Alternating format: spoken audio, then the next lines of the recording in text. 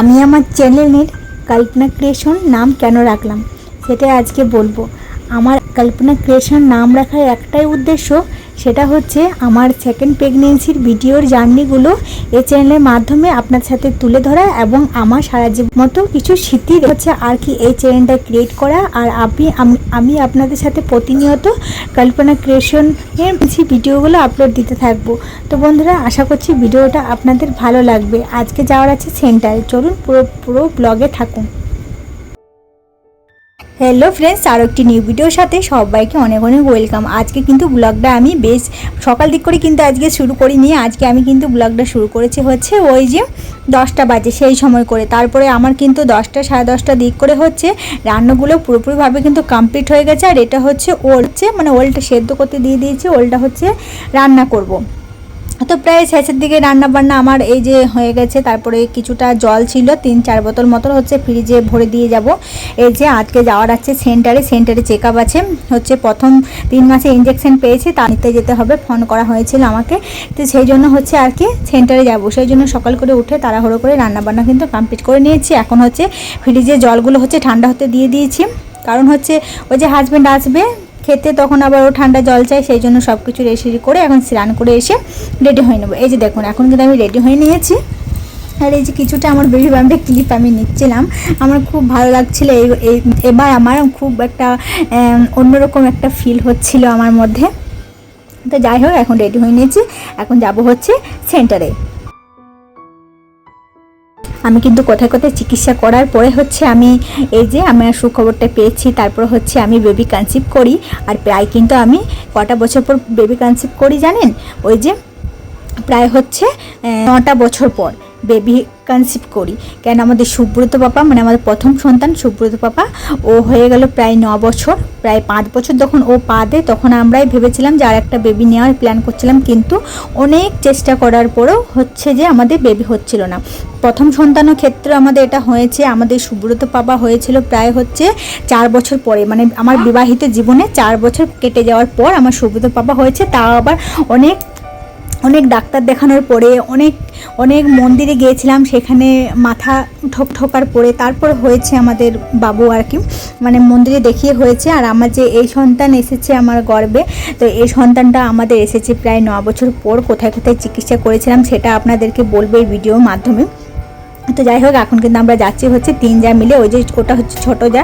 তো ছোটো জার এই যে পুচকোটাকে নিয়ে যাচ্ছে, পুচকোটার আছে ইঞ্জেকশন, পুচকোটাও ইঞ্জেকশন পাবে আর সেই সাথে হচ্ছে আমিও ইঞ্জেকশন পাবো। আমরা হচ্ছে 3 যা, আমি হচ্ছি মেজো, তারপরে ওইটা ছোট, তারপরটা ছিল বড়। তো যাই হোক, এখন কিন্তু আমি চলে এসেছি সেন্টার থেকে ইঞ্জেকশন নিয়ে। তারপরে হচ্ছে এই যে পুচকোটা আমার কাছেই আছে, পুচকোটাও মায়ের কাছে যায়নি, আমার কাছে আছে। তারপর হচ্ছে সন্ধেবেলায় দিক করে হচ্ছে আমার হাজব্যান্ড এই কিছু নিয়ে এসেছে, হচ্ছে যে ওই যে দই নিয়ে এসেছে আর হচ্ছে একটা বিস্কিট প্যাকেট নিয়ে এসেছে। আসছে হচ্ছে দাদা আর দাদার মেয়ে পুচকুটা, তো তারা আসছে আমাকে দেখা করার জন্য। তো সেই জন্য এগুলো হচ্ছে আর কি আনা হয়েছে। আর টুকটাক কিছু খেতে মন চাইছিল, সেগুলো হচ্ছে আমার হাজব্যান্ড কিন্তু এনে দিয়েছে। হ্যাঁ, তো প্রথমে বলি যে আমি কোথায় কোথায় দেখিয়েছিলাম আমার বেবি কনসিভ হলো আমার আর কি। তো আমার দেখিয়েছিলাম হচ্ছে আমি ডাক্তার তেমনভাবে এবার আমি কিন্তু দেখাইনি, মানে অনেক চেষ্টা করছিলাম অনেক পদ্ধতিতে, মানে পদ্ধতিগুলো আপনাদের সাথে সেগুলো বলবো যেগুলো হচ্ছে আমার ইউটিউব দেখেই কিন্তু আমার শিখেছিলাম যে আমি কীভাবে বেবি কনসিভ করব। কেন আমাদের এখন তেমন পরিস্থিতি নেই যে আমি আমার প্রথম সন্তানের জন্য যত টাকা খরচা করেছি, এই সন্তানের বেলায় কিন্তু তত টাকা আমার খরচা করার মতো সামর্থ্য আমার ছিল না। কারণ হচ্ছে এখন হচ্ছে আমাদের পরিস্থিতিটা একটু হলেও খারাপ আছে। তো প্রথম সন্তানের বেলায় হচ্ছে তখন পরিস্থিতি খারাপ ছিল না, তখন অনেক জায়গায় ডাক্তার দেখিয়ে তারপরে শেষমেশ কিন্তু মন্দিরে মাথা ঠুকে তারপরে আমাদের সুব্রত পাপা হয়েছে। আর এই সন্তানের বেলায় অনেক কিছু আমি ঘরোয়া পদ্ধতিতে অনেক কিছু উপায় কিন্তু আমি করেছিলাম, অনেক কিছু মন্দিরেও গিয়েছিলাম। তারপরে শেষমেশ সবাই বলল যেখানে তুই প্রথম সন্তান দেখিয়ে তোর প্রথম সন্তান হয়েছে সেখানে তুই দেখ ওইখানে কিন্তু হবে। তো তো অনেকেরই কথা শুনলাম, বড়দের সবাই বললো যে হ্যাঁ। তো ফাইনালি কিন্তু আমি যেখানে আমাদের সুব্রত পাপা হয়েছিল সেখানে কিন্তু আমি দেখিয়ে ফাইনালি আমাদের কিন্তু এই বেবি কনসিভ করা। সত্যি কথা বলতে আমি বেশি চিকিৎসা আমি কিন্তু নিইনি, মানে ডক্টরের চিকিৎসা আমি নিইনি। আমার মানে এমনিতে মায়ের ওইখানে গিয়েছিলাম, ওইখানে ওষুধ খাইয়েছিল, সেই ওষুধের দ্বারাতে হচ্ছে আমার এই যে বেবি আমার কনসিভ হয়ে যায়। তারপর হচ্ছে এই যে দাদা পুচকু আরে সবাই চলে এসেছে। তারপর হচ্ছে ওই যে সিঙ্গারা আর চা বিস্কিট দিয়ে একটু নাস্তা করতে দিয়ে দিয়েছিলাম দাদাদেরকে। দাদাই আর কি হচ্ছে সিঙ্গারাটা নিয়ে এসেছিলো, তো তাদের দিলাম। আর পুচকু মাটা আমার কত সুন্দরভাবে খাচ্ছে।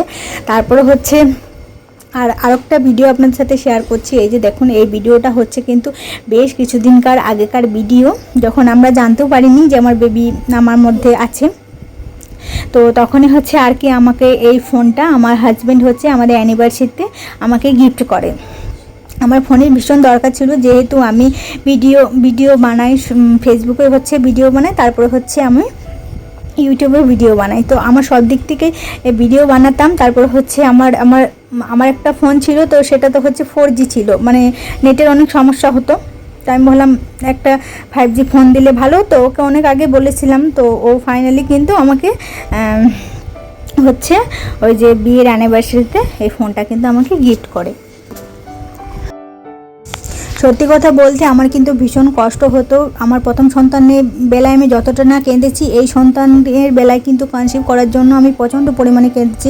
আমার ভীষণ ভয় করতো যে আমার প্রথম সন্তান হচ্ছে সুব্রত পাপা, যেহেতু আমাদের 9 বছর হয়ে গেল। আবার একটাও ভয় থাকতো যে আমার ছেলে যখন অনেক বয়স হয়ে যাবে তখন কি আর বাচ্চা নেওয়া যাবে না। ঠাকুরকে অনেক ডাকতাম।